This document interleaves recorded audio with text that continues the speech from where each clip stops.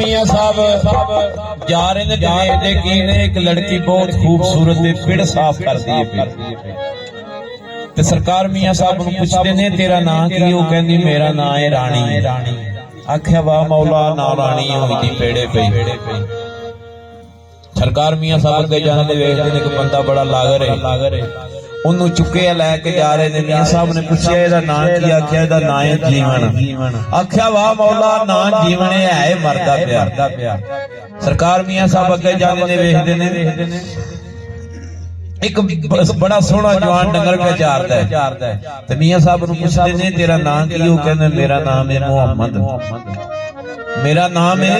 मुहम्मद। आख्या वाह मौला नाम मुहम्मद दे चार दा मान ले पिया। सरकार मियां साहब अगे जाने ने वेखदे ने कि बड़ा ठुलर जिहा जवान बोर्ड थले बैठे आ, 5-7 कुटण वाले दुआले दुआले बैठे। मियां साहब ने पूछया इहदा नाम की? आख्या इहदा नाम है ढोडर। ते मियां साहब उत्थे के लिख दे और डिठी मैं रात डांगी